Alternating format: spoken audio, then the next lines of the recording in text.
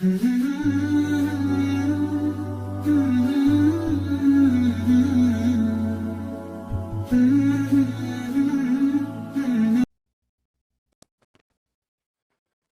الرحمن الرحيم والصلاة والسلام على رسوله الكريم. أما بعد, السلام عليكم ورحمة الله وبركاته. Je suis très très bien aujourd'hui, Inch'Allah. Ça fait très longtemps que je n'ai pas fait une traduction de khutbah et aujourd'hui un sujet très très important, Inch'Allah. Comme vous le savez, tous les êtres humains ils vivent en communauté, ils vivent en groupe, ils vivent en famille, en clan, ce que vous voulez. Donc on est tous dans un environnement qui est particulier. Et Inch'Allah, le but de la khutbah du jour, c'est de comprendre l'influence que l'environnement peut avoir sur le croyant. Parce que chaque être humain qui vit sur cette terre, il est forcément influencé par son environnement.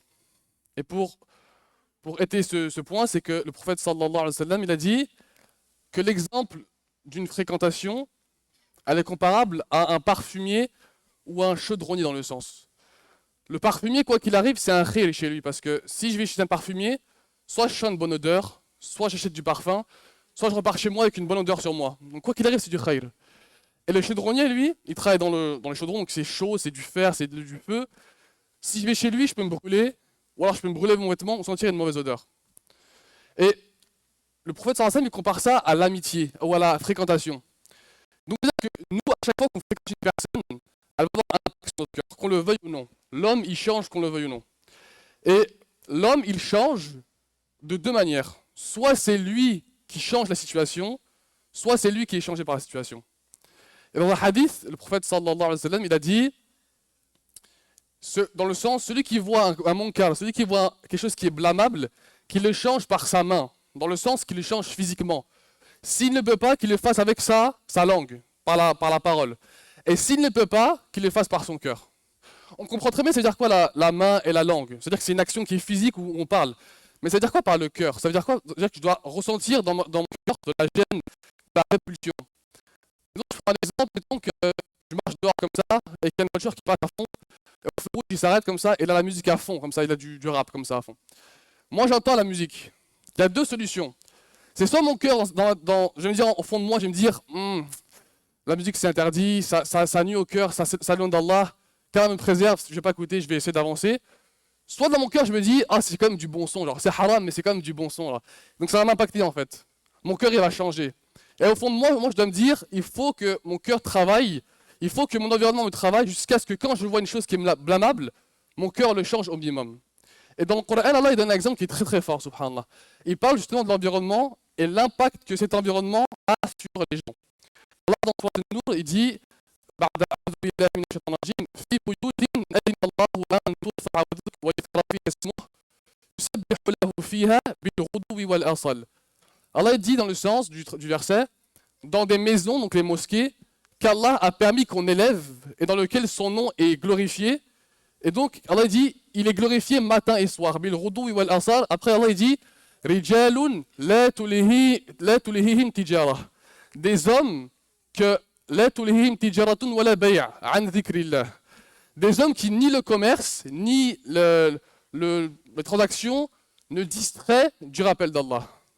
Et subhanallah, ça voudrait dire comme si le fait d'être dans un environnement qui est bon, c'est-à-dire la mosquée, dans lequel on évoque Allah, ça permet au cœur de se charger et de ne pas être influencé par ce qui l'entoure quand il ressort de la mosquée. Ces hommes-là, ils sont tellement pieux, tellement leur cœur est chargé du dhikr d'Allah, que lorsqu'ils sont en dehors, ni le troc, ni le commerce qui sont des choses halal, les distraits du rappel d'Allah, subhanallah, c'est fort. Et il faut savoir que l'homme, il change de la même manière qu'il change avec les odeurs, par exemple. Par exemple, si vous rentrez chez vous, sachez que chez vous, il y a une odeur particulière que vous ne sentez pas. Parce que vous êtes tellement habitué à chez vous que vous ne sentez pas votre odeur. Mais quand vous avez un invité, il va dire, ah, ça sent ça chez vous. Mais vous ne le sentez pas, subhanallah, parce que vous êtes tellement resté à l'intérieur de chez vous que vous êtes habitué à cette odeur. Ça prouve que ce qui nous entoure, ça impacte notre perception des choses. Ah, même nos sens, subhanallah. Même nos sens, ils ne perçoivent plus le fait qu'il y ait une odeur particulière chez nous parce qu'on est trop habitué à cette odeur-là. Et si par exemple, il y a un homme qui voulait montrer à ses enfants que l'environnement, il impacte. Et qu'est-ce qu'il a fait après ses enfants? Il venait et il a pris trois vases, trois tasses comme ça. Et dedans, il a mis une carotte, il a mis un œuf, il a mis du café en grain. Après, il a mis de l'eau bouillante. Il a versé l'eau bouillante dans chacun des trois Le premier verre, le café, le grain du café qui se boit. Le deuxième, l'œuf, est devenu un œuf dur, il est cuit à l'intérieur. Et le troisième, la carotte, elle est devenue plus molle, on peut la couper.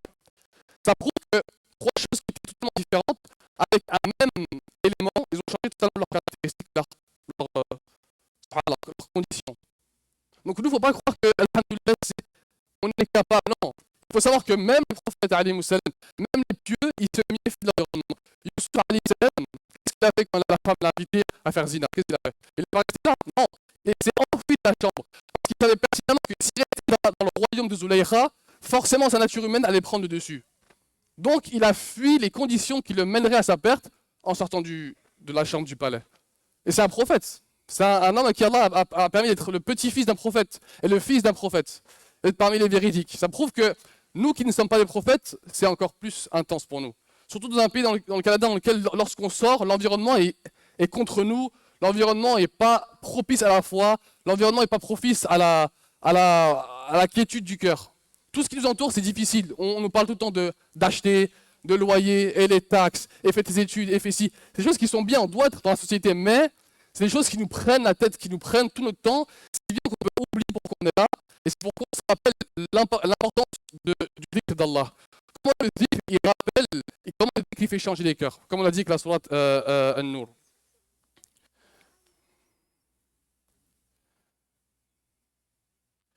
Il y a une chose qui est importante aussi, c'est le fait que chacun d'entre nous ici, on travaille, on va à l'école, on sort de chez nous, mais la grande majorité de notre temps qu'on passe, elle se trouve chez nous, avec nos familles, dans nos maisons, dans nos appartements, dans nos demeures. Et il y a une chose qui est importante, c'est de quelle est la manière, quel est l'environnement chez moi. Ça, c'est super important, parce qu'un jeune qui sort de chez lui, un enfant de 8 ans ou 10 ans qui va à l'école, on peut lui raconter tout ce qu'on veut. Mais est-ce que quand il rentre chez lui, est-ce qu'il a un environnement qui est sain, qui lui apprend c'est quoi son lieu sur Terre? Malheureusement, aujourd'hui, parfois, on rentre dans une maison, chacun dans sa chambre, chacun son téléphone.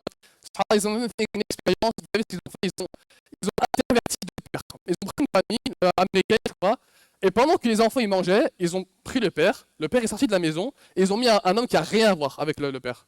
Subhanallah, les enfants, ils n'ont même pas remarqué que leur père n'était pas là. Les enfants étaient sur l'iPad, comme ça, ils jouaient à, je sais pas, à des jeux. Pendant 2 heures, le gars était là, il ne savait même pas que son père n'était pas là. Imaginez comment c'est fou, comment on est pris par ces écrans, par ces distractions. Donc c'est important que, et d'autant plus aujourd'hui, que nous apprenions à nos enfants, nous apprenions à nos familles qu'on s'assoit ensemble, qu'on parle, qu'on discute. Parce qu'un enfant, un père, une mère, peu importe, on a tous besoin d'un réconfort, d'un soutien moral, un soutien physique aussi. Et si un enfant ne trouve pas un soutien chez lui, il va le trouver ailleurs. On a des gens qui tombent dans les vols de voitures, qui tombent dans la drogue, qui tombent dans la musique, parce que ce qu'ils n'ont pas trouvé pour combler leurs désirs, combler leur cœur, ils l'ont trouvé avec d'autres gens qui ne sont pas bienfaisants. Et donc c'est à nous, Inch'Allah, de comprendre que c'est en évoquant Allah, c'est en lisant des hadiths, c'est en ayant un bon comportement, c'est en apprenant à nos enfants les choses, c'est en sortant nos enfants, nos petits frères, nos sœurs, en sortant en famille, en passant du temps en famille, qu'on peut éduquer notre cœur. Parce qu'autrement, si on vit seul dans cet environnement, on va se faire écraser jusqu'au bout, subhanallah. N'importe qui d'entre nous, peu importe son niveau de foi, tu peux apprendre tout le Coran, tu peux connaître Allah, masha'Allah, mais si on reste dans un environnement qui est nocif, automatiquement le cœur va changer. Et comme vous savez, l'homme il ne change pas en un claquement de doigts, l'homme il change petit à petit. Et c'est à nous de savoir qu'est-ce qui se passe avec les gens. Vous connaissez l'histoire de Birsissa, l'homme qui était un grand savant des Bani Israël, un très grand savant. Malgré ça, il est mort comment? Il est mort en disant un mouchik, un associateur, un étant meurtrier, un étant fornicateur. Pourquoi par rapport à l'environnement? Parce que son environnement a changé, mais petit à petit. C'est comme une histoire, subhanallah, avec une grenouille. C'est une histoire qui est fictive, mais c'est une histoire qui a une sagesse plus pour les enfants, mais tout le monde peut comprendre. Il y a une grenouille qui est entrée dans une marmite, et le feu, il était doux, c'était tiède, c'était tranquille. La grenouille, elle rentre, elle nage comme ça, et petit à petit, quelqu'un, il vient et il monte le feu. Et comme c'est très progressif, quand c'est très lent et sur le temps, elle ne s'en rend pas compte, la grenouille. Donc la température, elle monte, et la grenouille, elle est tranquille, elle s'habitue, elle s'acclimate. Mais au bout d'un moment, l'eau, elle commence à bouillir. Qu'est-ce qu'elle fait, la grenouille? Alors, subhanallah. Elle n'a pas vu ce qu'il y avait, en fait. Elle se disait, c'est juste, la température monte, c'est très lent, à la fin, elle a tué. C'est juste un petit aparté pour montrer que, subhanallah, que l'environnement change beaucoup. Donc le but, Inch'Allah, c'est de faire en sorte, même quand on prend les compagnons, les compagnons, quand on voit le Coran Makki, le Coran Madani, et la plupart des ahkam, comme par exemple le djihad, ou comme les choses comme le hijab, des choses comme ça, ou même en salat qui était plus obligatoire, on voit que la plupart des grands ordres, ils ont été donnés à Médine. Alors qu'à Mecca, quand on regarde les sourates de Mecca, c'est des sourates qui parlent de la grandeur d'Allah.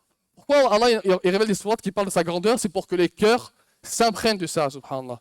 Et pendant 13 années, le prophète sallallahu alayhi wa sallam, il a construit des croyants. Il a construit des croyants, si bien que leur cœur était tellement chargé que c'est eux qui ont changé l'environnement. Quand ils sont arrivés à Médine, c'est eux qui ont ramené l'islam. C'est pas eux qui ont été impactés par l'environnement. Subhanallah. Ça nous prouve que c'est grandiose, ça impacte l'homme, subhanallah. On doit s'en rendre compte parce que nous, en tant que musulmans qui sommes à l'étranger, qui sommes au Canada, si on n'a pas ces assises de foi, de iman, de Coran, on va forcément se perdre. Parce que tout ce qui nous entoure, ça nous prend la tête, ça nous prend beaucoup de notre temps. La plupart du temps, il est passé à la mosquée, la plupart du temps, il est passé à la mosquée, pardon. La plupart du temps, il est passé au travail ou à l'école. Et donc, il faut que chacun dans son, Inch'Allah, dans son emploi du temps, se dise, il faut que je garde un petit temps pour ma foi, pour aller à la mosquée, il faut que je sois connu auprès des gens. Imaginez que quelqu'un, il décède, par exemple, sa Genesa, on n'a jamais vu à la mosquée. C'est la première fois qu'on voit son prénom. C'est important de se connaître entre nous. Et même le prophète sallallahu alayhi wa sallam, quand il faisait la prière du subh, il se retournait comme ça, il regardait qui était là comme ça. Qui a prié à la mosquée aujourd'hui? Et il posait des questions aux sahaba. Il prenait des nouvelles, subhanallah. Ça, c'est une chose qui est grandiose dans notre religion, c'est que notre religion, c'est pas une religion où on est seul. Allah il utilise beaucoup le terme, le waw du jam, subhanallah. Allah dit Kunu ma'a sadiqin, soyez avec les véridiques. Allah il nous ordonne beaucoup d'être en jama'a, en groupe dans les mosquées et ailleurs, Inch'Allah. Barakallahu fikum, subhanakallahu bihamdik, nashhadu an la ilaha illa anta, nastaghfiruka wa natubu.